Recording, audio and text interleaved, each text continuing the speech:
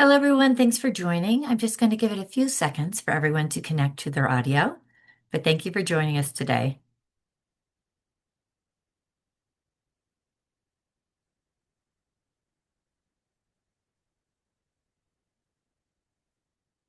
Hello, everyone, and welcome to our ISPACAN webinar.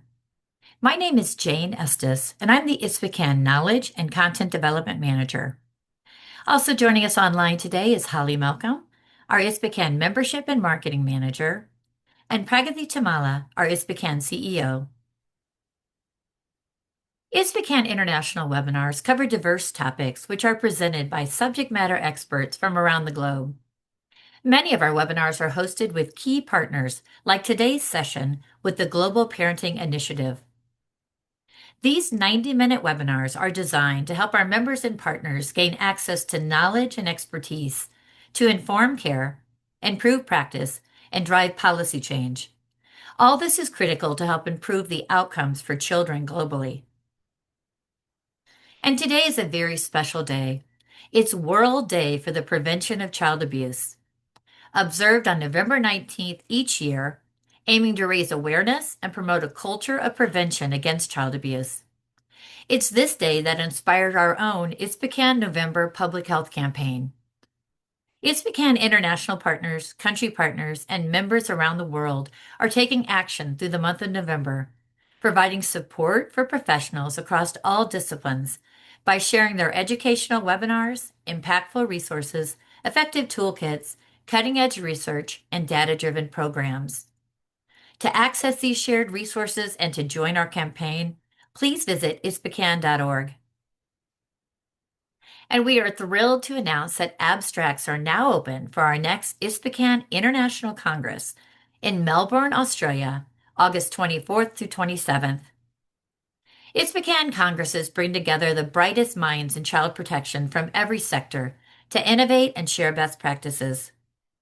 Join us in this beautiful country as we keep pushing the boundaries of research and practice to ensure that all children have a chance to thrive. And because we believe that you should have access to all the information and resources available to support you in your work, we encourage you to visit our ISPACAN Knowledge Hub. The Knowledge Hub is an open access, centralized library containing ISPACAN and partner resources. This user-friendly hub has our webinars, journal clubs, masterclasses, data-driven global reports, and our shared partner and downloadable resources. If you have an open access resource that you would like shared in the ISPACAN Knowledge Hub, please email it to me at partnerships@ispacan.org. And now tips for making the most of today's session. Just really please engage with us. This is meant to be an active, interactive learning platform. Please participate by sharing your comments in the chat and your questions in the Q&A box throughout the webinar. We're going to use these questions to begin the Q&A session immediately at the conclusion of the presentations. To enhance your experience, you can enable closed captioning from your Zoom control bar by choosing Captions. And as always, for joining us today, a recording of the session, the presentation slides, and links to featured resources will be sent to you after the webinar. You'll also receive a certificate of attendance. And now please take a moment. Introduce yourself to other attendees, our ISPACAN team, and our featured presenters in the chat box. Let us know where you're joining from and your organization and discipline. We have representation from over 90 countries in our audience today. And now for today's topic, Every Child Safe, Preventing Child Abuse Through Parenting Support. In partnership with the Global Parenting Initiative, this webinar will explore how parenting support can serve as a powerful tool for prevention of child abuse and maltreatment. Drawing on global evidence and practical experiences from diverse contexts, the session will highlight how evidence-based parenting programs are helping families build positive relationships, manage stress, and reduce the use of harsh discipline, thereby preventing abuse before it occurs. Today, you're going to gain insights into what works, why it works, and how governments, civil society, and international organizations can all collaborate to ensure that every child is safe, supported, and able to thrive. Specifically, our learning objectives for today's session are to understand the critical links between positive parenting, child well-being, and the prevention of violence, neglect, and abuse. To identify practical, culturally adaptable approaches for supporting parents and caregivers in low resource and high stress settings.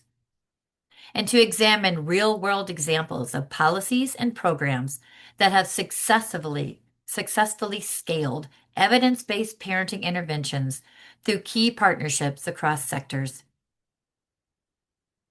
And now to meet our moderator, Dr. Sangawa.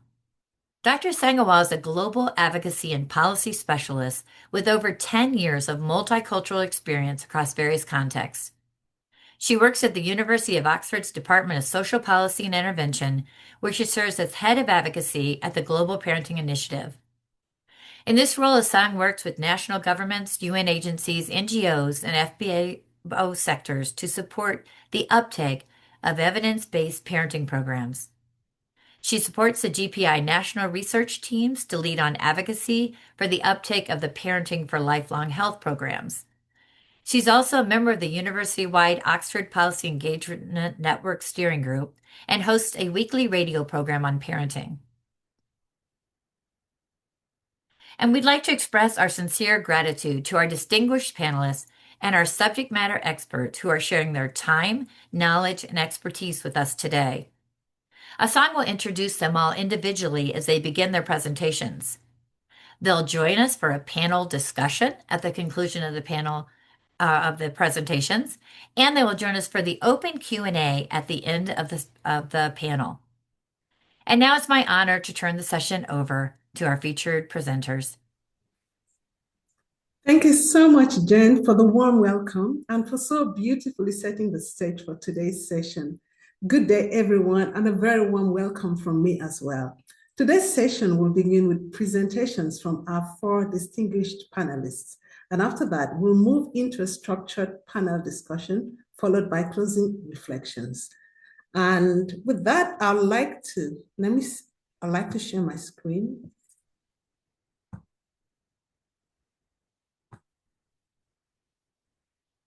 Can you all see my screen? Yes, it looks perfect, Hassan. Thank you. Can everyone see my screen? Sorry, I didn't get that. Yes, it looks perfect. Thank you, yes.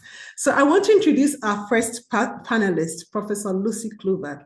Lucy is Professor of Child and Family Social Work at the University of Oxford, where she became the university's youngest ever female full professor in 2015. She's jointly honorary professor at the University of Cape Town since 2009. Lucy's work started as a social worker in the townships of her home country of South Africa. Her research is focused on improving lives of children and adolescents through evidence for governments and major stakeholders. Lucy has published over 280 papers, including in The Lancet, Nature and Science. She's a scientific advisor to PEPFAR, UNICEF, the World Health Organization, and the World Bank. And I'm excited to share that this year, Lucy was awarded an OBE, that is, Officer of the Order of the British Empire for services to children's well-being and to global public health. Other awards include the European Union Public Engagement in Research Award, Fellowship of the Academy of Social Science, the International AIDS Society Children's Prize, the UK Research and Innovation Impact Award, the European Union Horizon Impact Award, UNICEF's Women in the HIV Response, and the UK Economic and Social Research Council Outstanding International Impact Prize. And with that, I'm going to hand over to Lucy. Lucy, over to you. Asang, I'm sorry, Lucy, is it possible to put your slides in presentation mode? Sure.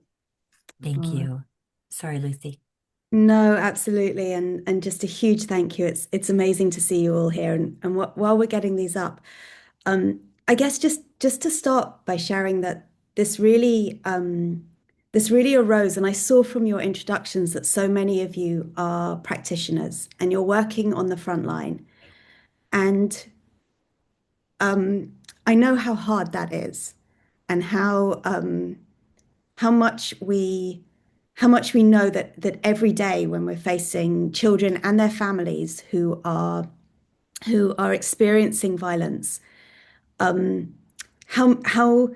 how grey this field is, how many compromises we have to make, how much we so often wish, and this was often my strongest wish, was that we could have gotten to them with support before we were having to remove children, before the court processes, before things had gotten so bad that sometimes children couldn't live with their families anymore. And it was really this that drove much of our work in parenting for lifelong health, was thinking about what the experiences of those families are and how complex and difficult they are. And so if we go to the next slide, what amazes me is that 25 years after I worked as a social worker in Cape Town, for those who are Capetonian, I worked in Manenberg and Hanover Park and Nyanga. We actually now have, for the first time, an evidence-based set of programs that can prevent child abuse from happening in the first place. To me, that is still astonishing. And what is even more astonishing is that they are so well evidence-based that the World Health Organization has done guidelines on them. They reviewed over 430 randomized controlled trials, the highest standard of medical evidence across 65 countries in humanitarian contexts, with young children, with middle childhood, with adolescents, and found that they were highly effective in preventing physical, verbal violence and neglect. They don't stop everything, but they are certainly the most effective intervention that we currently have for family violence. And there's all sorts of different parenting programs, and everyone will tell you that theirs is better and special and different. But actually, the evidence-based ones are all really similar. And I think that's really comforting when we think about how we can use them and take them up. One key difference is that some are commercialized and some are free, and depending on your context, that may guide your decisions. But what that has led to, that amazing evidence, has been extraordinary steps. For example, the Global Ministerial Conference, the first Global Ministerial Conference to end violence against children, which took place at the end of last year in Colombia, led by WHO and UNICEF and others, prioritized parenting support as their number one breakthrough intervention for preventing violence. If we go to the next slide. I think, one thing that we, if you can flick to the next slide, that would be brilliant. Thank you so much, Asang. I think one thing that I always used to wonder, and I still do, you read these randomized trials and you think, well, does this really work in the real world? What happens when we do it, not in a fancy research context? And so this is some evidence that I think was very helpful, which is a study done across 8 countries in Africa with real world delivery of parenting programs by all sorts of different organizations, many of them funded by USAID and PEPFAR, but others not, and looked about whether we saw effectiveness across that real world delivery. And with 121,000 parents and children, some of those are not biological parents, of course, they're grandparents or aunts and uncles, we saw effectiveness across the board. And if you go to the next slide, I think then we had to ask ourselves, we've got a program. These are in-person programs. They are often usually group-based programs for 12 or, between 12 and 14 sessions. And we had to ask ourselves, can those reach the real scale we need? And so we have to think, what is that scale that we need? And you've all seen Susan Hillis's paper in 2016, which showed that half of the children in the world are exposed to violence, 1 billion children a year. Now, what we also have to think about is what is happening to the demographics of children. And what we see is that the world population is changing. that numbers of children in the global north are going down, but numbers of children, particularly in Africa, are rising rapidly. There will be 1 billion children and adolescents in Africa by 2050. And so we have to think about not sort of reaching small numbers of them, bit by bit in a scattered way, but can we achieve a population level prevention? Is it possible to even think now that we could bring down levels of child abuse on a population level? And I think, 25 years ago as a social worker, that would never have occurred to me because all I was doing was trying to get to the next one on the list. And I think something really inspiring, Ben Perks at UNICEF talks about this, is what the picture on the left. This was one of the pictures from the Child Survival Revolution, which was a push in the 1980s and 1990s to get vaccination of children from under 20% globally to over 80%. And they achieved it. They got over 80% of the world's children vaccinated against polio, rubella, these key diseases. And so can we do the same for prevention of violence against children with something with similar rates of effectiveness? If we go to the next slide. So parenting for lifelong health, it's a big team working across multiple universities, University of Cape Town, Oxford, Stellenbosch, Clowns Without Borders, South Africa, a key partner, and with many other partners and many other universities across the world. And you're going to meet Godfrey and Amanda and others who've led incredible work. But essentially what it was doing was creating with WHO and UNICEF free parenting interventions and then testing them in as many randomized control trials as possible. But what has really shifted in the last 6 years has been to say, can we get down the cost of those interventions and increase the scalability of them? And is digital innovation a possibility for that? Can we try and use the digital revolution to revolutionize prevention of child abuse? And if you go to the next slide, I'm just going to talk about some of the thinking and some of the brand new unpublished results of this. So this is an example of an adolescent program. We called it Parent App, but I wanted to show you the thinking behind it.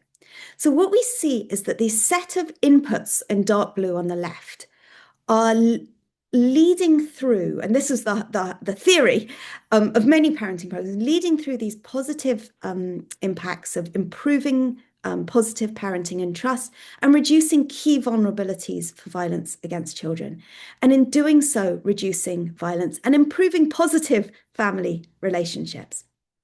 What's really different about this is that for the first time in the last 5 years, there's been effective prevention programs for prevention of childhood sexual violence. We've never had those before. And so we incorporated content from No Means No Worldwide, from the Brave movement and Together for Girls, and we used ISPCAN's measurement tools for all of this to say, could we prevent multiple forms of violence in one? We move to the next slide. And so I'm not going to go into the details, but it's been, for this particular program, a 6-year process of development alongside families across multiple places in Africa and testing. And I'm going to show you some of the results of the cluster randomized control trial that's just finished. So if you go to the next slide, in 3 seconds, I'll tell you a really large randomized trial with just under 5,000 children and caregivers across 80 communities. So they're randomized by community in Tanzania, in Mwanza, with the National Institute for Medical Research, Clowns Without Borders, and ICS.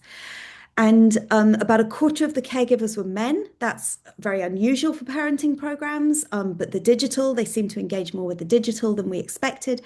The average age of children was 13, and all of the outcomes that I'll show you are 14 months after the program had finished.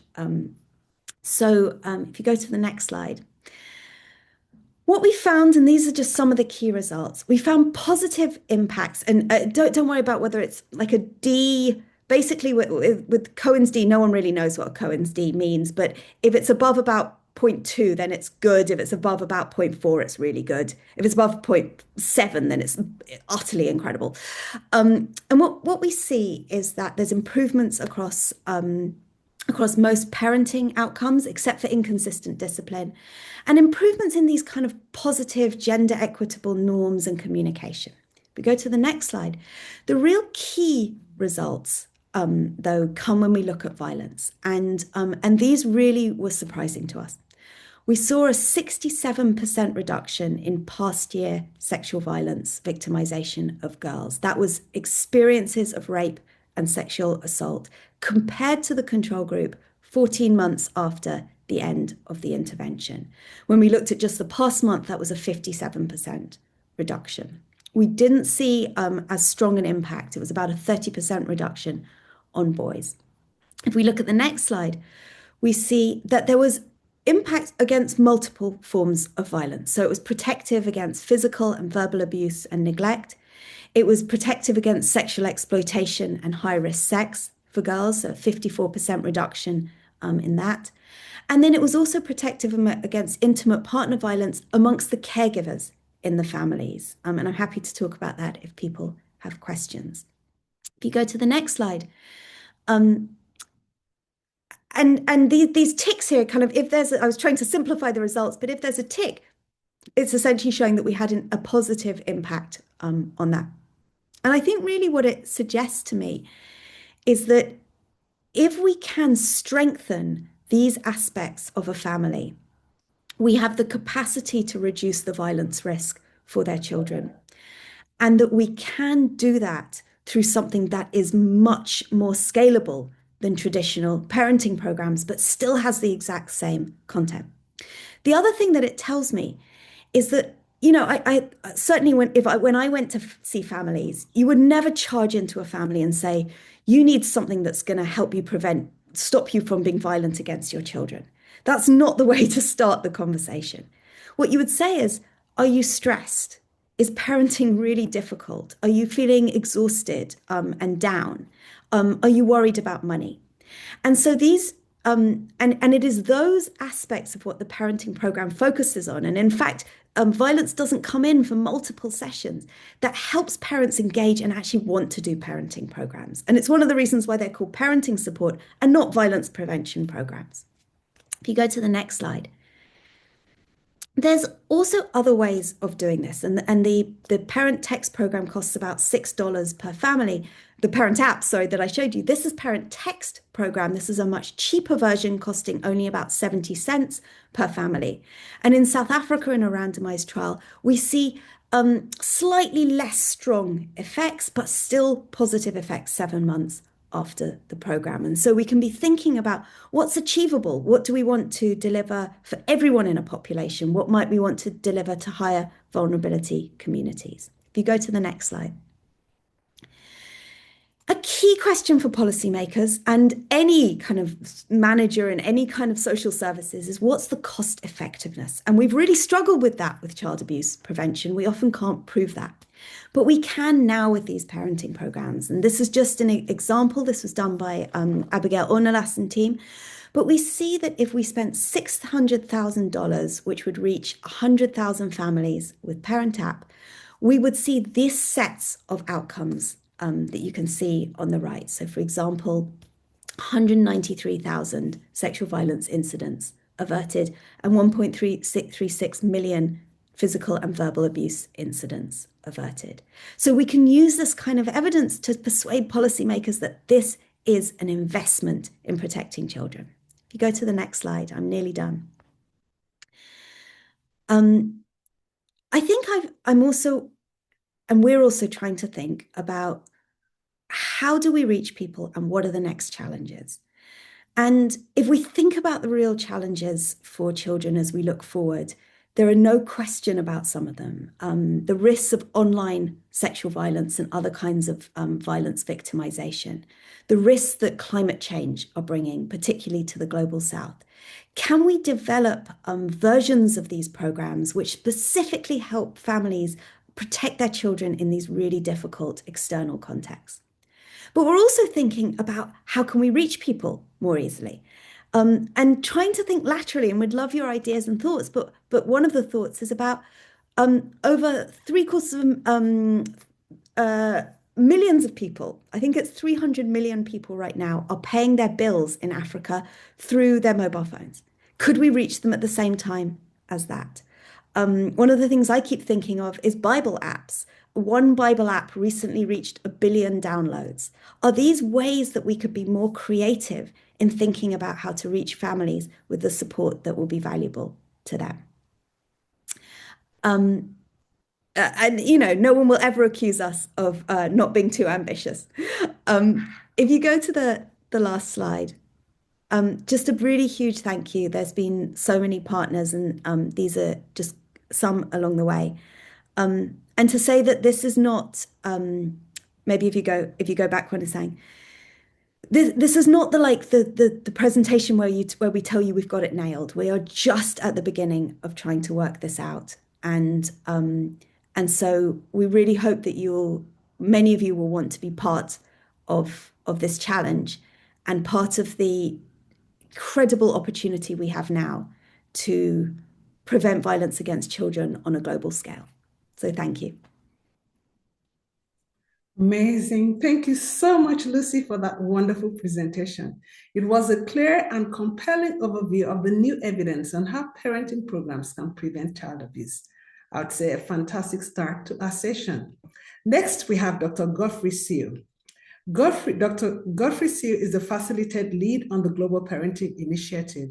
He's a behavioral scientist with training in public health and medical anthropology and sociology, and currently works as senior lecturer in the Department of Child Health and Development at Makerere University.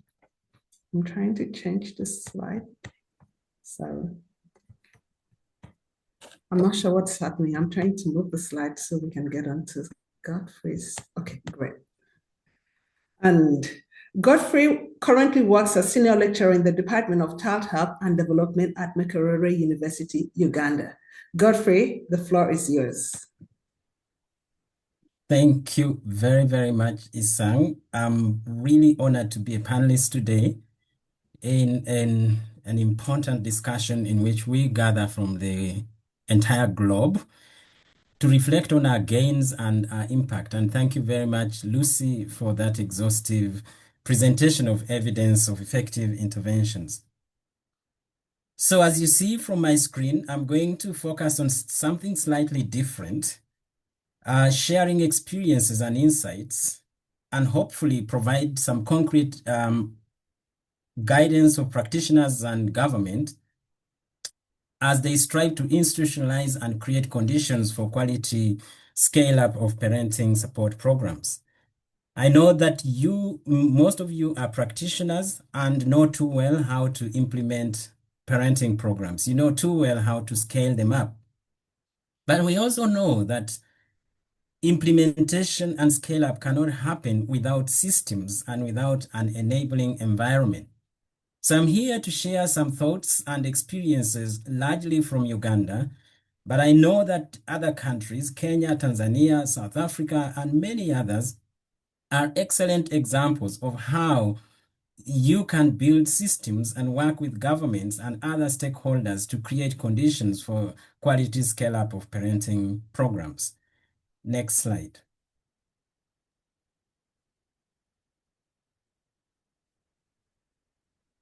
So we now know from Lucy's presentation that last year, countries gathered in Bogota during the first ever interministerial conference on ending violence, and countries made pledges to scale up interventions and policies that could end violence against children by 2030.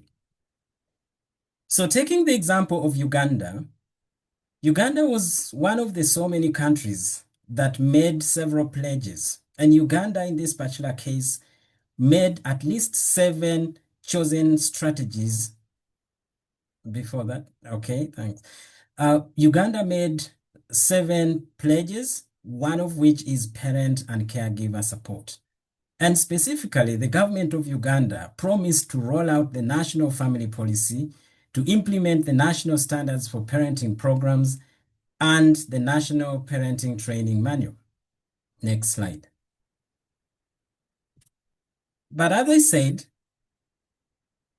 the success of these commitments depends on many factors, among which is the government and other stakeholders' abilities to build systems and capacities that can create enabling environments or conditions that can support effective parenting program delivery. Like I said, parenting programs cannot happen without strong systems, and they cannot be scaled alone. So the rationale for building conditions and systems for scaling parenting interventions is well established. We now know that despite the strong evidence, scaling up parenting programs remains a global challenge, especially in low and middle income countries. Quite often, these efforts are fragmented, they're duplicative, they lack clear coordination. But we also see important barriers at the level of policy and systems, where there are weak systems or there are no systems at all. So I want to share with you some examples of the systems that Uganda has created over the past 10 years as an effort to build an environment that can support the scale up of parenting interventions. Next slide. So the first thing that you may want to do if you want to create conditions for scaling parenting support is to create national level consortia or coalitions that can permit the coalescing of different actors. For the case of Uganda, there was no consensus at all on the national policy strategy, save for one policy guideline that existed in the area of parenting support.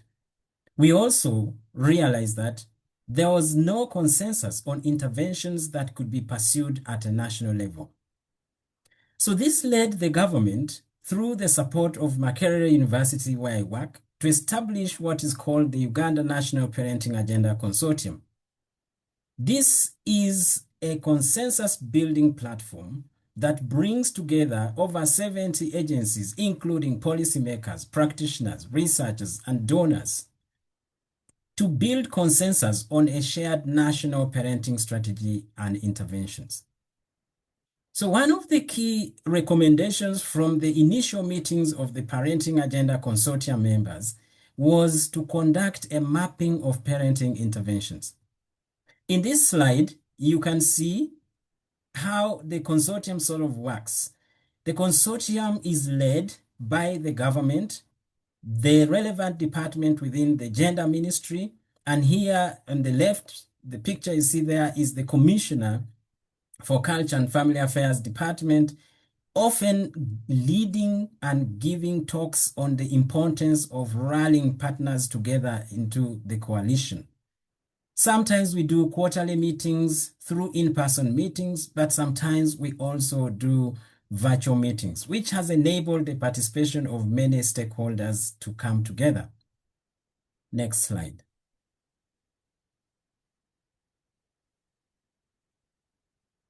In further trying to build a suitable environment for supporting parenting interventions, the government of Uganda, through partners, has invested resources in building an architecture and tools for standardizing parenting work.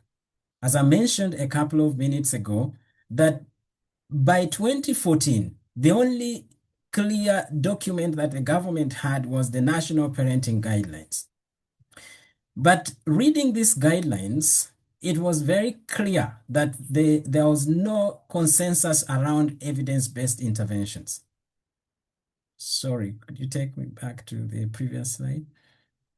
So, on the realization of the Parenting Agenda Consortium members, it was recommended to review the parenting landscape in the country. And we established that there were only 7 evidence-based parenting interventions that were currently in the country, in spite of having over 100 different types of programs.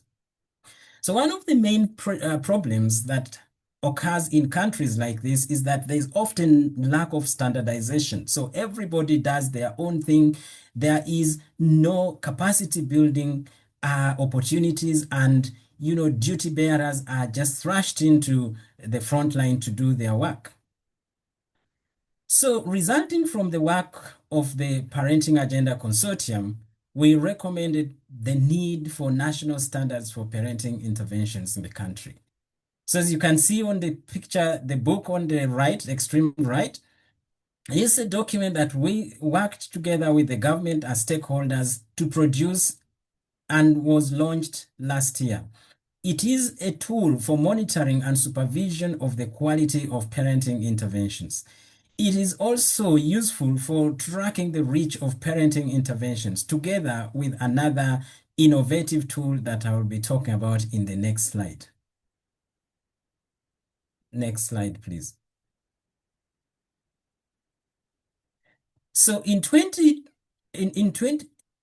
this year, in July, the government of Uganda launched what we call the National Data Hub for parenting programs in the country. So it is a repository for all parenting programs that is meant to track the reach, the program quality, and impact. And this tool helps to know and to weed out the duplication of parenting interventions. It also helps government to direct new partners and funders where there is great need. Next.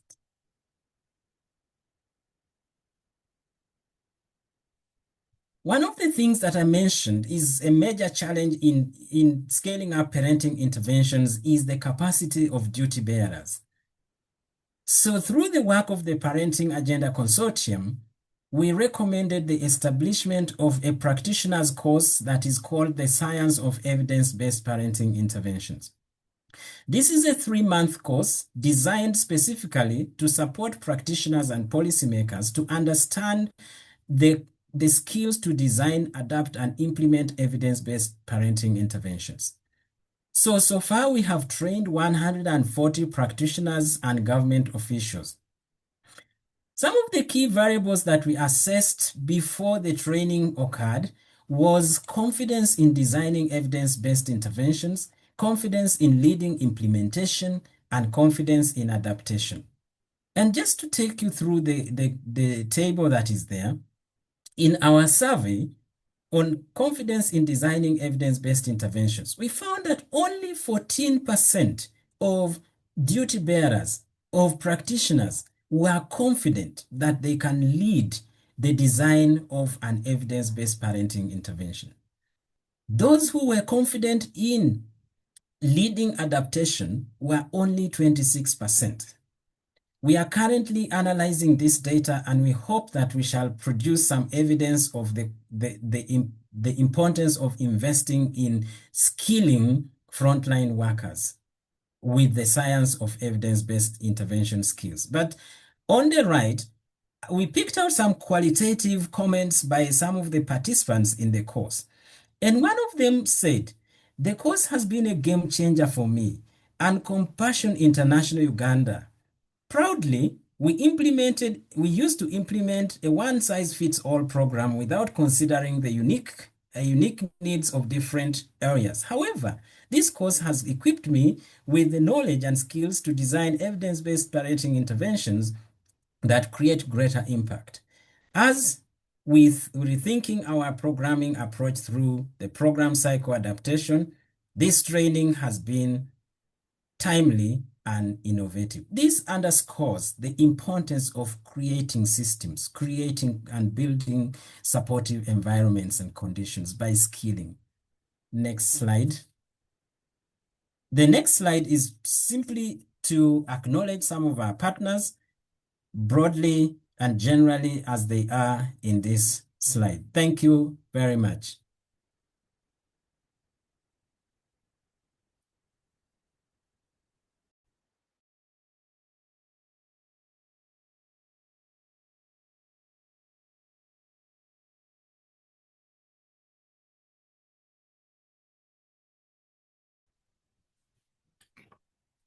Thank you so much. Can you all hear me? Yes, we can, Asang. Thank you. Sorry, I had a little problem with unmuting myself. That was an amazing presentation. Thank you, Godfrey. It was an insightful look at what it takes to build systems and create the right conditions for quality scale-up of parenting programs. And Godfrey, the work that you and your colleagues are doing, creating the parenting consortium, training practitioners is truly inspiring. We'll move on to our third speaker, Dr. Amanda Singh.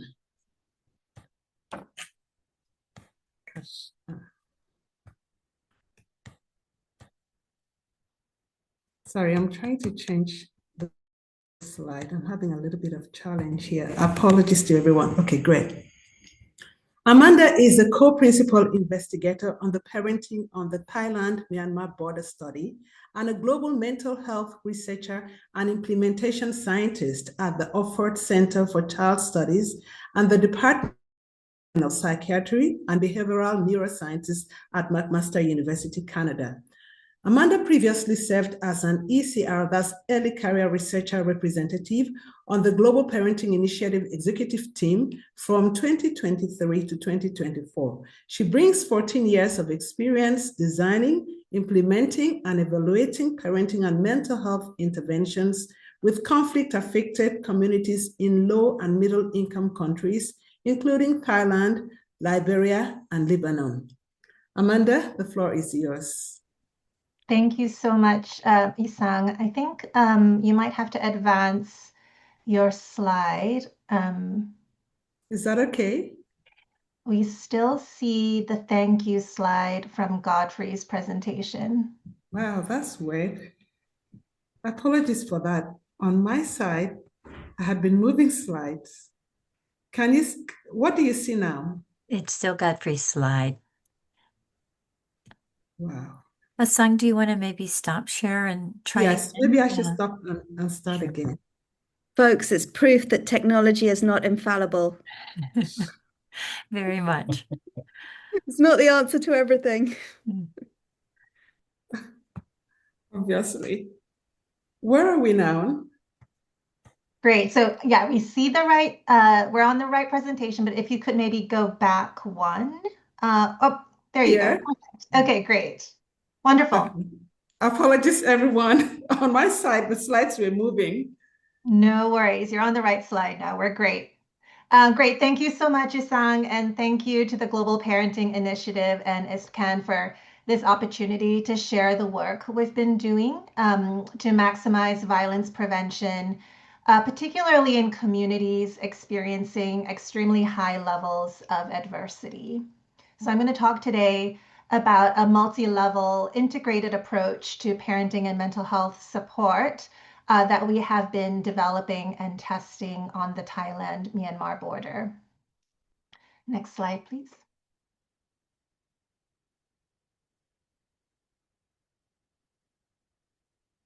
Can you see As the we next know, slide?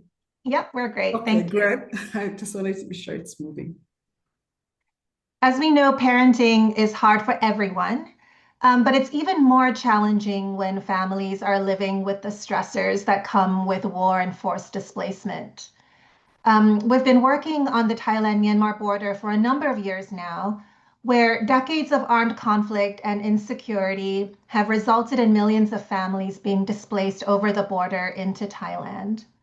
And as you can see from this slide, our survey with over 2,200 parents and caregivers found that families on the border face extremely high levels of trauma and daily adversity. So almost half have been forced to hide or flee their homes due to insecurity. And the vast majority live in Thailand without legal documentation, experiencing food insecurity, discrimination, and other forms of daily stress. So these exposures to trauma and adversity in turn contribute to extremely high levels of mental health difficulties among parents and caregivers, which in turn increase the risk of violence against children. So in this survey, we found that over half of the parents and caregivers had what we would consider using established measures, clinical levels of depression and anxiety, and that almost 70% of children had experienced some form of physical punishment in the last 30 days. Next slide, please.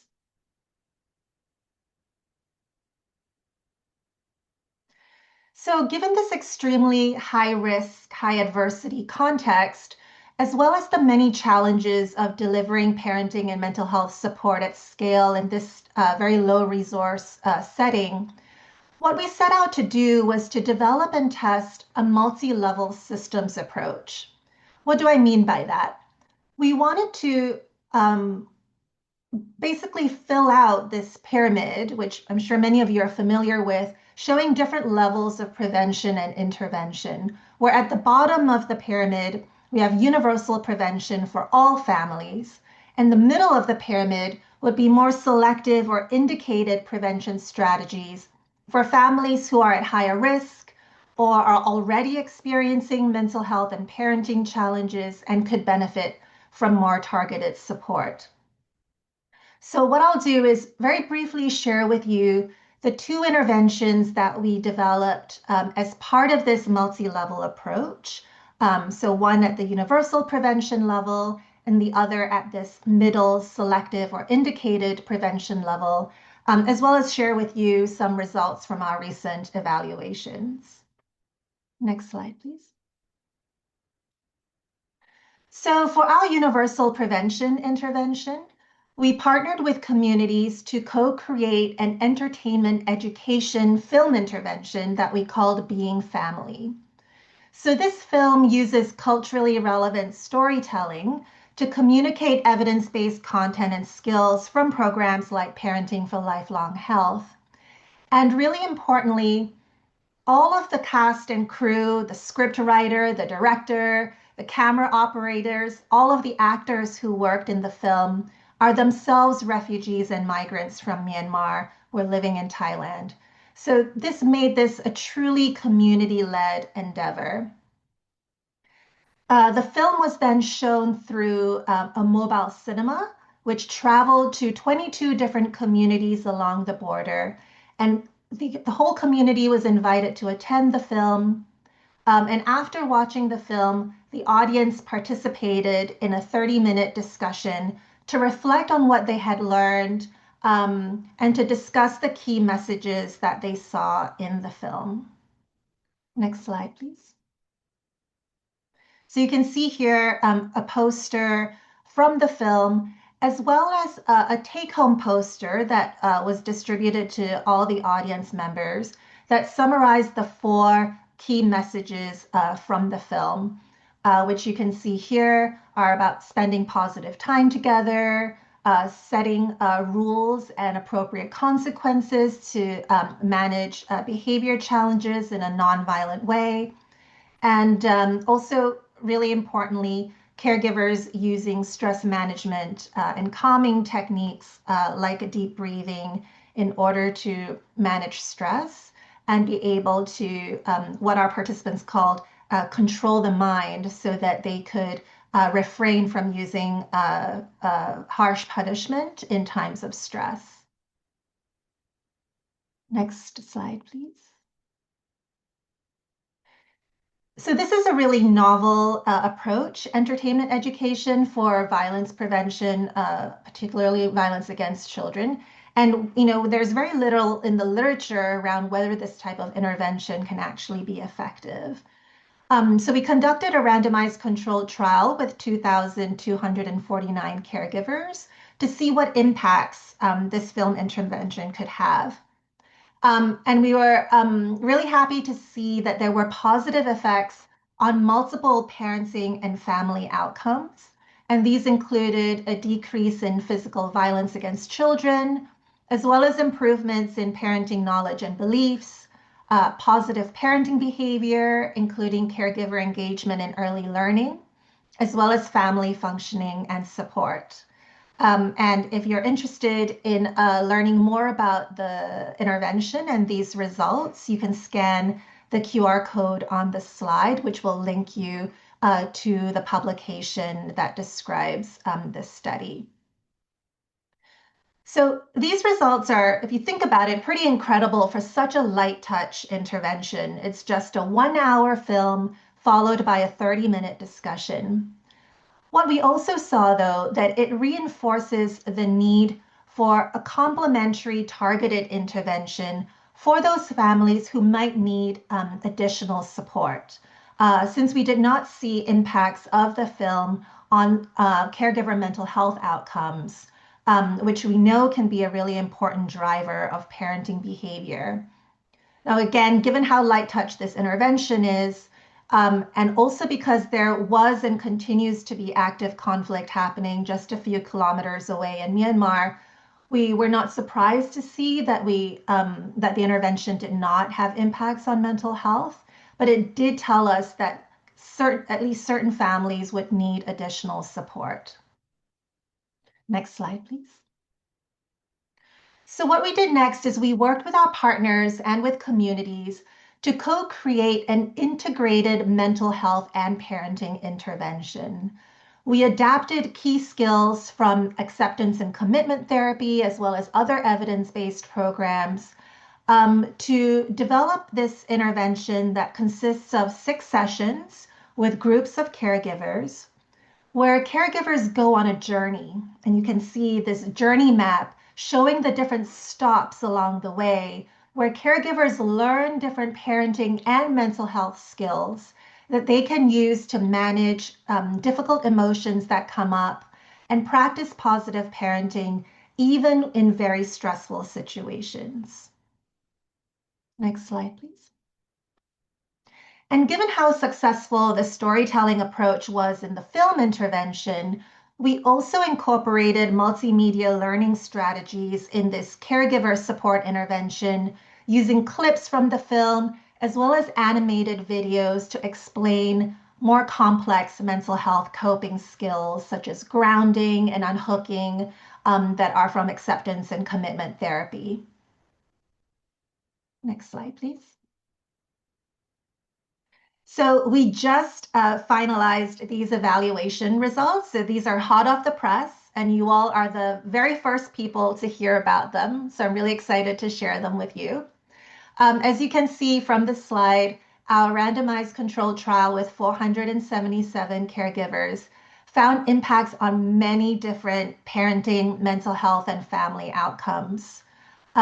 This included a 50% decrease in physical violence 6 months after the intervention ended. And we also saw really exciting improvements in caregiver mental health outcomes like psychological distress, post-traumatic stress symptoms, as well as emotion regulation. The outcomes that are bolded show that these were sustained even at 6 months post-intervention, which again is pretty remarkable given that families were living in areas that had active armed conflict and insecurity. We also did some subgroup analyses to see whether certain groups of caregivers benefited more or less from the intervention. And we found that the program was even more effective for caregivers who had higher levels of trauma exposure and daily stress. So that tells us that this program is really making an impact on the families who need support the most. Next slide, please. So just some key takeaways to end. We're really excited about the potential for this type of multi-level public health approach to violence prevention that we've shown can work even in a context with extremely high levels of adversity. As I said earlier, entertainment education approaches are currently quite underutilized to reduce violence against children. And this project has shown that it's possible to achieve population level reductions in violence against children using entertainment education at very low cost when delivered at scale. And this type of universal approach can also create entry points to identify and direct higher risk families to more intensive support, and that these more integrated parenting and mental health interventions can boost impact by not only targeting parenting knowledge and skills alone, but also by addressing caregiver mental health. And as a parent myself, I would argue that Promoting and improving caregiver mental health is an important, worthy outcome in itself, as well as being a huge driver of parenting behavior. Next slide, please. So I'll just end by thanking you all for listening. I'm looking forward to engaging with you during the Q&A session, and our deep gratitude to all the families who participated in our study, all our partners and funders, particularly the LEGO Foundation and the Global Parenting Initiative. Thank you very much. Thank you, Amanda, for the excellent presentation. It's so inspiring to see how a film can build parenting knowledge and skills.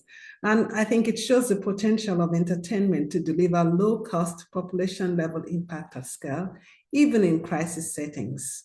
Finally, we'll move on to our last but not the least panelist, Dr. Abby Casas Munoz. I'm trying to change the screen. Okay, great.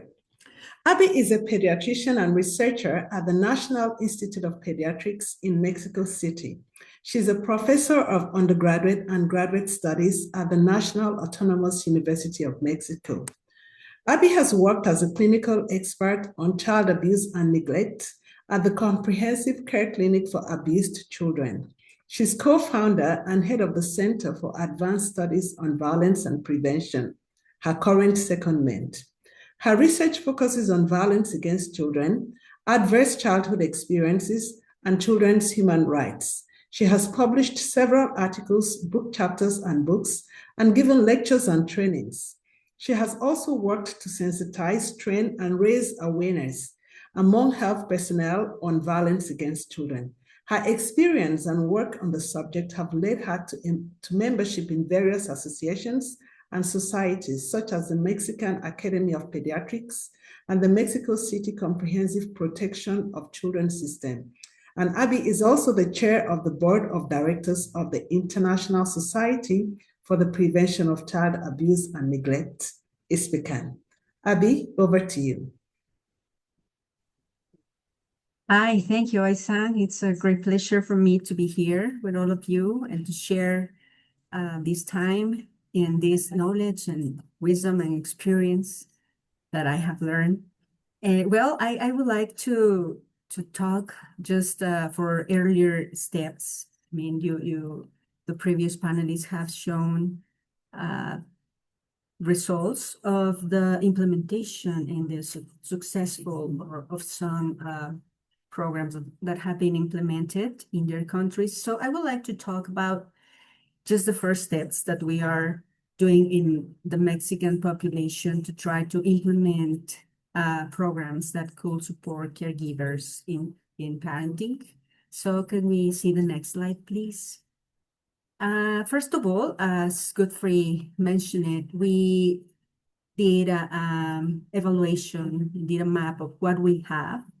We have had some improvements in regarding to support parents, and we got a new law a few years ago that prohibits corporal punishment, and now we as a society we have the need to help parents doing their job as in parenting, because this law now has made a kind of crisis in our population, since parents know that they cannot use more the corporal punishment.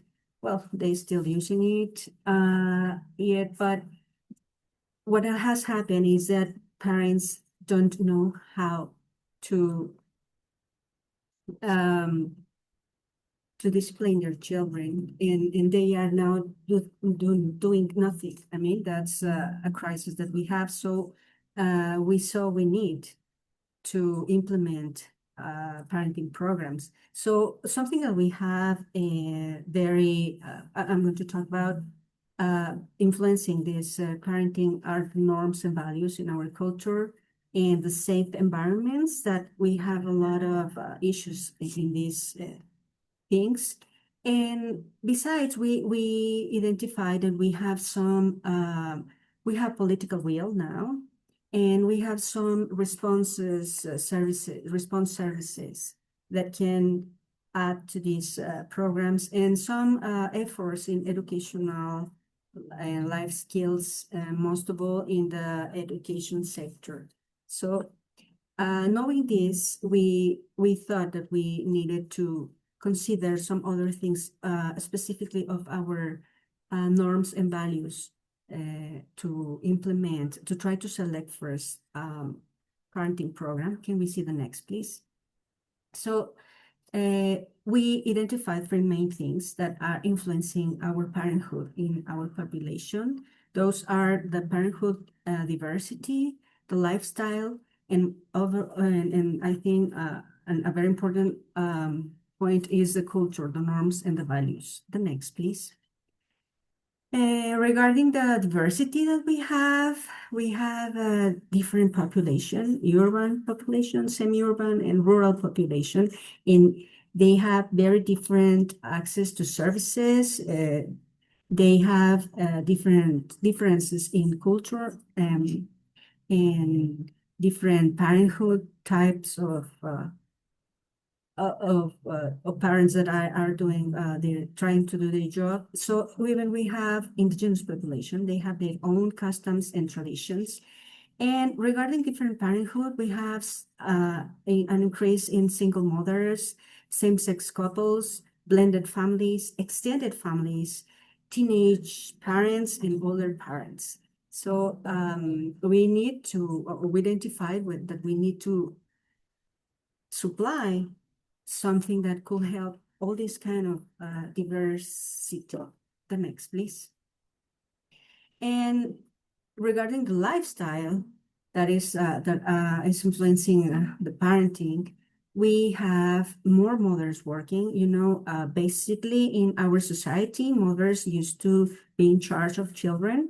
But in most of all in the cities, now a lot of mothers are working, and that has made an important change in our society. Besides that, we have a limited employment opportunities for rising children, most of all for time. I know in some countries, mothers and parents have time to spend with their children. Here in Mexico, we have a very limited time to do that.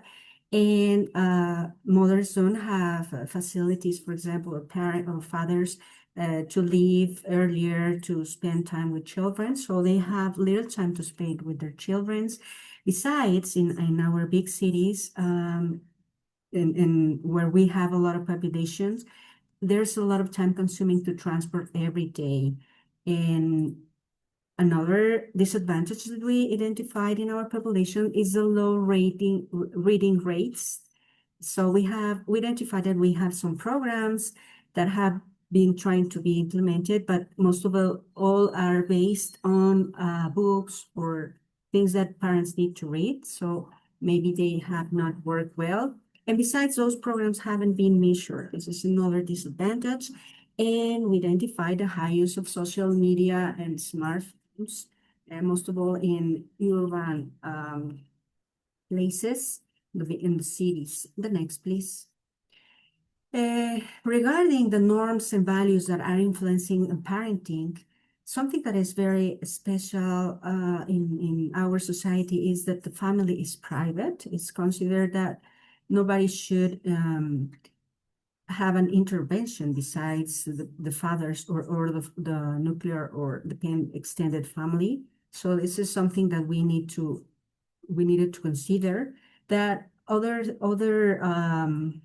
thought that parents or the society has is that children belong to their parents and they can do anything but what they want with children. Another thing is that we identified some authorities that can influence on parenting.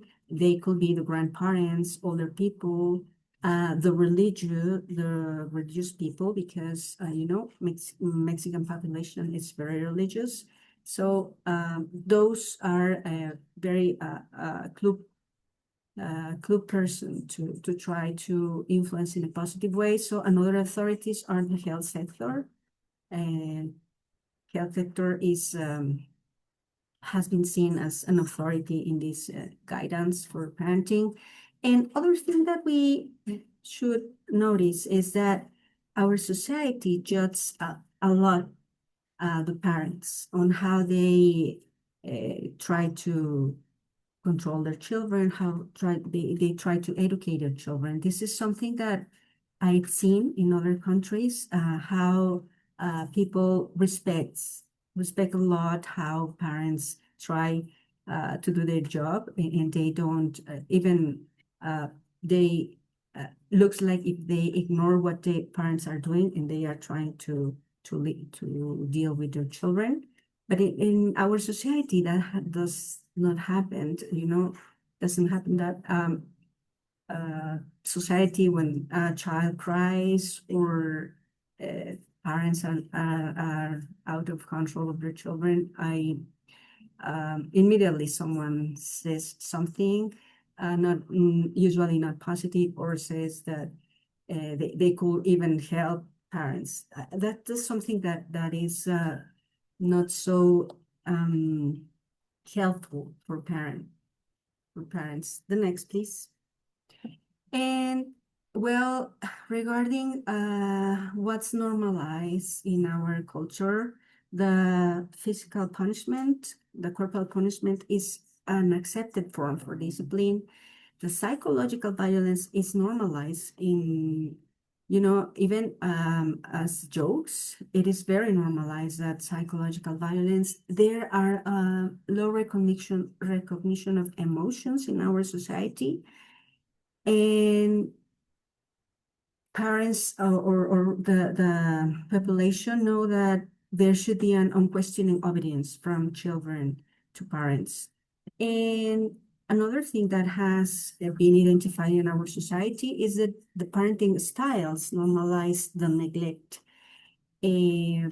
Most of the care is based on physical needs for children, but psychological and other needs are not seen or not covered well in our parenting styles. The next, please.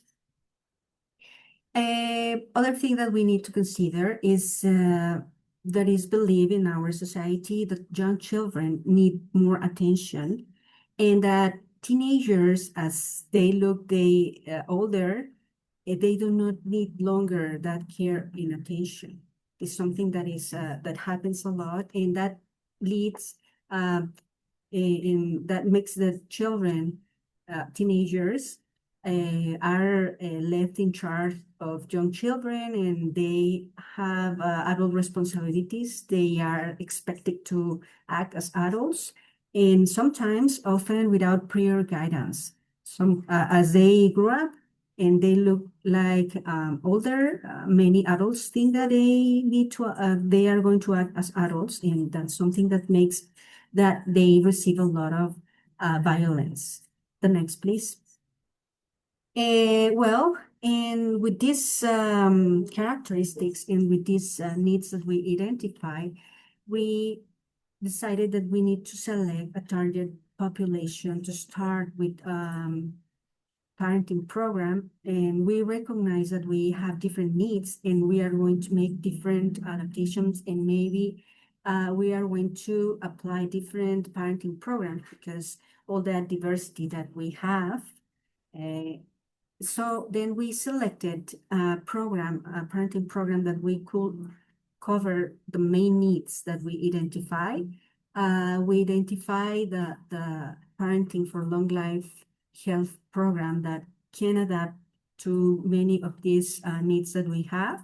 We did an adaptation to the cultural Mexican culture, and we did a pilot. In this pilot, we got very promising results that are and now we are working on a trial to have evidence of this program, because something that we found is that we have no evidence of no measure of the programs. And something good that we have in our country is now in one of the national surveys has been included questions for at least for adolescents and for parents regarding physical and psychological violence. So now we can measure the impact of program thanks to this service. And now but we are planning to evaluate the impact of this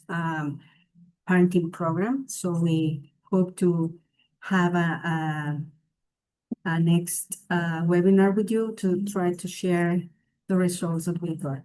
So that's all. Thank you. And well, this is my contact if you have want to contact me. And thanks very much.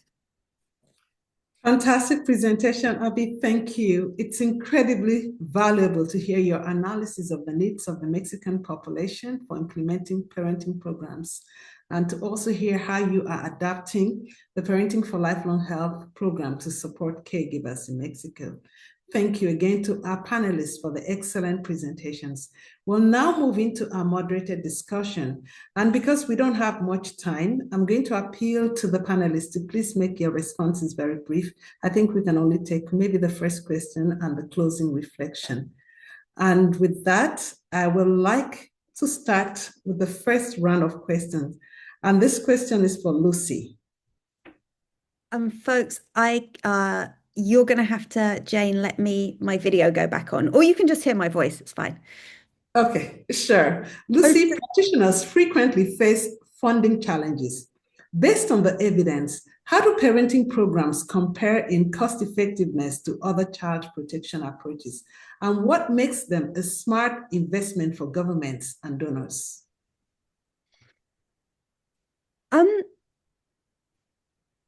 There are other really good evidence-based ways that we can do child abuse prevention, and there's actually a brand new publication that's just come out in the Lancet Child and Adolescent Health, where they review the whole of the Inspire framework and provide updated evidence for everything. And you can either read the kind of brief summary, or you can plow through the 221 pages of appendices for this. But so we're not by no means saying this is the only answer. And depending on what country you're in, I would take a look. We now have an amazing amount of evidence. But I do think that parenting programs bring some particular values.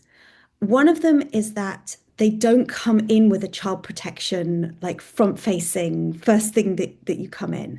And that's just a lot more acceptable to families and communities. And it's also easier for politically than coming into a community and essentially saying, we think you're violent or potentially violent. And things like supporting parents' mental health is something that I think every parent, including me, feels is just so important and so under-recognized. And the other thing is that now we've really got this breakthrough that we can bring down the cost massively. The blended digital programs are a tenth of the cost. A $6 per family program is the same amount of money that we would spend on a vaccine for children. And if we are rightly determined that we will prevent children from polio, which causes lifelong health challenges, why shouldn't we be doing a vaccine that will prevent them from violence? Thank you, Lucy. Great response, many benefits, such great value for money. That really reinforces why evidence-based parenting should be considered a core public investment. Over to you, Godfrey. Balancing fidelity and flexibility is something that many practitioners struggle with. The question is, how can practitioners maintain program quality while still adapting to local culture and context? How do you maintain quality while still adapting programs to fit culture and the context? Well, first thing to note is that parenting is a new programming area for many of us, particularly in low and middle income countries. Adaptation of parenting programs is or should be understood and appreciated as a scientific endeavor. Not everyone, not anyone can and has the skills to adapt. So practitioners need to embrace skilling. They need, and we need to improve our skills through training. And I think this is why we have recently commenced on this very interesting training on the science of evidence-based interventions. This covers elements such as scaling up, and therefore people will know what is to be done if you are scaling and adapting. Not so many institutions, especially at grassroots root level, have the technical capacity. So sometimes it is necessary to work with experts, maybe academic institutions, and it's also important to work with the original developers of the programs. If you cannot have access to original developers, look out for any guidance they might have provided. I think that will help. Secondly, embed quality research in the adaptation processes. Without embedding research in the scale-up, even practitioners cannot know what is working and what's not working well. I think that one of the major challenges is to think that you can just scale up without doing what we call development of a scale-up strategy. And all these tools are useful to help us. There's also one thing that I must add. There's often this tension between the academics who likely develop interventions and practitioners. Now, this tension can be resolved through consensus. Thank you. Thank you. Thank you so much, Godfrey. I'm sure a lot of practitioners and other people, stakeholders, are learning a lot from these responses. I'll now move over to Amanda. Amanda, many governments are working to scale universal parenting programs, but they often struggle to provide intensive, individualized support to families with complex needs. Can you share strategies or delivery models you have seen that effectively bridge this gap between universal and targeted support? Thanks for that question, Isang. I think as you've heard today, we've made a lot of really exciting progress in terms of developing and scaling universal low-cost parenting programs. So especially the work that Lucy and her team at Parenting for Lifelong Health and Global Parenting Initiative have done. So much progress on that front so that all families everywhere can access evidence-based parenting support. I think the next step is to really invest more in that middle part of the pyramid.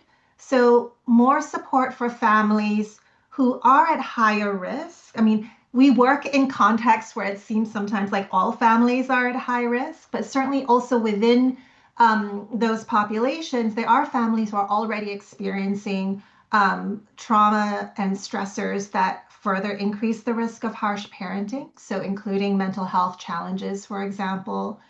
So how can we support those families before they get to the point where they really need that very intensive and very costly type of intervention at the very top of the pyramid? So what can go between those, universal approaches at the very bottom of the pyramid and then those very intensive interventions at the very top of the pyramid? And there are some great examples of more individually tailored family interventions, such as home visiting or emotion-focused family therapy, that can offer a higher level of support than universal interventions, but that may need some further adaptation so that they can be delivered with quality and safety by non-specialists in a community setting where resources are scarce. So I'd say this is where we really need more research and investment, particularly around how we can safely and effectively screen for and identify those higher need families in a way that's acceptable in a local community, as well as support them to be able to access more targeted intervention. Thank you, Amanda. I agree that we still do need more research, but I want to say that the explanation of layered or stepped care models is incredibly useful. Thank you. And this is for Abby.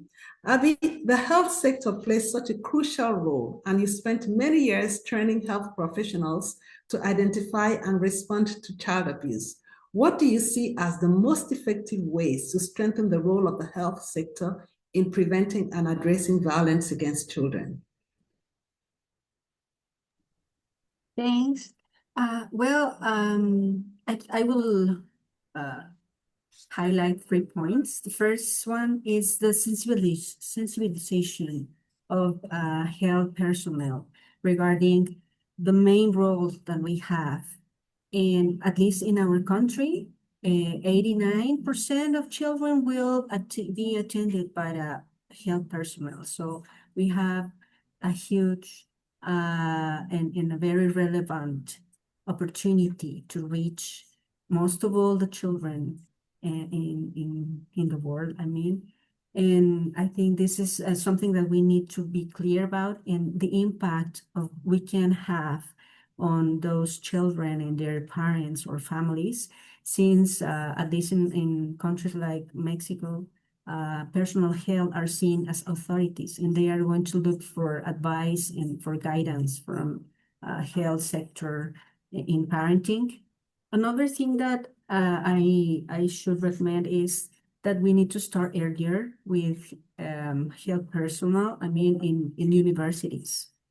In my country, few programs for medicine have include topics regarding child abuse. And I think this is very important to conscientize the health personnel about the role in what can they do. And a third thing that I will say is that we need to provide health sector with easy ways to transmit how parents can support their children. And I listened from a colleague something about when we attend patients in a consult, he used to say, let the screen of the computer be an ally and not a barrier. I mean, maybe just in our screens, we can have some tools to help parents in short, because we have very short time to try to transmit these key messages, and maybe we can have these elements. Even we can be provided by screening tools to identify, and very practical and easy guidelines to identify and to know how to respond when we identify the case. I will say that. Thank you. Thank you, Abby, for this insightful comments. Health workers are often the first and sometimes really the only professionals that families encounter. So strengthening this sector is absolutely vital. And I think we can only take just a closing reflection from all the panelists. And I'll appeal to you, please make it brief, a minute or less if possible. And the question is, if you could give one piece of advice to governments or international partners on making parenting support a core part of child protection, what would it be? This time, I'll start with Amanda. Thanks, Susan. I would just say, we all know about the dire funding environment that we're all facing currently. And given that resources are so scarce and getting ever more limited, it's more necessary than ever to think about how we can allocate resources most effectively. So reaching as many families as possible with support that is tailored to their specific needs and preferences. We know that not everyone needs the same level or type of support. So how can we invest more research into building and testing not just individual interventions, but whole ecosystems of care that include both universal as well as more intensive interventions that are integrated in a way to ensure that every family can benefit from the level of support that they need. So that's what I would part with. Thank you. Such an important point. And I'll move over to Abby. Yeah, I will say, and I agree with Amanda, the best investment that we can make is in our children. Sometimes we think about what kind of world we'll leave for our children. Perhaps we should think about what kind of people or children we are going to live in this world. And parenting is based for this. Thank you. Thank you, Abby. Another great and fantastic point. Godfrey, what about you? If you could give one piece of advice to governments and international partners on making parenting support a core part of child protection, what would it be? Coalition, coalition, coalition. The problem is enormous. No one can do it alone. We are too small as individuals to do this alone. Let me add a second one. Quick one is more south to south collaboration. It's a bit too frustrating to see that this is not happening, even when we know the potential that is there. Thank you. Thank you, Godfrey. Coalition, South to South collaboration. And we heard earlier research to determine where we should best allocate resources and to prioritize our children. Lucy, final reflection, please. I've Godfrey, Abby, and Amanda have said it all. I would just add a huge thank you to those of you and all of you who've joined for your unfailing and tireless work. I hope you can go home tonight and before you go to bed, look in the mirror and just be proud of what you've done and what we're all going to continue to try and do. I'm proud and lucky to get to have a community like you. So thank you. Amazing. Thank you, Lucy. And thank you so much, Abby, Amanda, Godfrey, for sharing those wonderful reflections. It's such a perfect way to end this webinar. And I'm now going to turn to oh no, we don't have time for question and answers. So I'll hand over to Jen. Thank you again, everyone, for listening. It's just been a pleasure to be a part of this. Over to you, Jen. Thank you, Asang, and a heartfelt thank you to you for moderating the session and running the technology and just being an incredible partner to work with on this. I would just like to kind of highlight the things that we did cover today. I mean, Lucy, your ability to effectively communicate the impact on the 1 billion children that experience violence in the world, the impact that positive parenting programs can have is, I don't know any other intervention that could possibly reduce rates by 67%. So again, thank you for leading this charge, for communicating the impact well and the social costs of not addressing this issue, which obviously is less important than just the emotional impact and preserving this next generation and breaking these cycles of violence. So thank you very much for that. And again, Godfrey, you did such a wonderful job communicating for Uganda. And just as a whole, the consortium, engaging governments, engaging community. Cannot be done through a program given to a community. It has to be grassroots, has to be led by the leaders in those communities and embraced by the community members that need to implement it. So you did a beautiful job communicating that. And Amanda, I love the really focus on the mental health of the parents as well. I mean, for Myanmar, it's such, a country in crisis, and to identify that it's not, you're asking people who are experiencing such trauma in their lives to now have a positive impact on parenting this next generation of children. So I love that those two things are just such a huge part of what you did. And embracing the technology, really the media and the movie, there's a lot of requests for the film being family. I'm not sure if it's available or if people could stream it and to use it as really a guide in any community. So I would love to see if, have you let us know if that is available for people to stream outside of Myanmar. And then Abby, really to just really identify the norms that in any community and certainly in Mexico that make parenting a challenge, right? The social norms, the economic situations. And I think you did a beautiful job communicating that these are the obstacles to a parenting program that needs to be addressed. So I just want to really acknowledge what we've learned here today, and your presentations were all so powerful. For the audience, I know there's some specific questions that we'll try to get you answers to. I do want to let you know that the presentation slides, the recording, it'll all be available to you in the next few hours. The presentation slides are already on the website page that we've shared. The recording will be uploaded soon.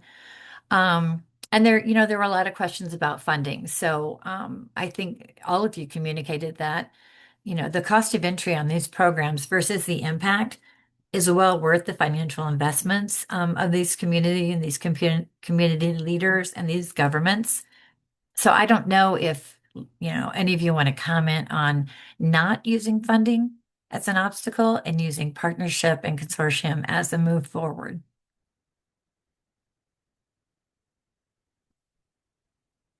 So Lucy, do you have any comments on that, or just a kind of there are so many questions coming through about funding that I just wanted to make sure we at least acknowledge it and how it fits into this. I think that we have to move the prevention of child abuse from thinking of it as something that we do only with the highest risk families, often too late, to something that we do on a population level. We prevent other things on a population level for children. We try and prevent children being run over on the road, which is much less frequent than violence against children. So we have to think of it on a population level. And if we do that, then we have to think about it in a public health model. And successful public health models mean we need to think about money. And we need to argue and demonstrate that this is affordable on a public health way. And so I think that you're absolutely right in saying we need to think about partnerships and collaboration, but we need to be really smart about this, and really demonstrate that this is not just the right thing to do, but it is a completely feasible and affordable thing to do. Perfect. Thank you. And I want to be respectful of everyone's time. We are, in fact, at our 90 minutes. Again, a sincere appreciation to all of you and the expertise and knowledge and success, in your regions that you have brought to this webinar today. It's going to make an incredible impact. I hope you recognize the reach that this session will have. And again, this may very well be part one of a continuous series of positive parenting sessions that we'll do. I also wanted to let everyone know that we do have a working group at ISPCAN on parenting and scale up. So any ISPCAN members who would like to engage in that working group, just go into your member portal and request access. And we also have a parenting and scale up working group meeting at every one of our international congresses. So again, this is a topic near and dear to our hearts as well. So again, I'd like to say good morning, good night. Thank you to everyone who joined us in the audience and stayed with us for the session. And we'll be following up shortly with, again, all of the session recording and all the resources. And a huge thanks to all of us, to Jane and the ISPCAN team for being superstars. Thank you. Thank you, everyone. Thank you, everyone. Thank you. Bye. Thank you.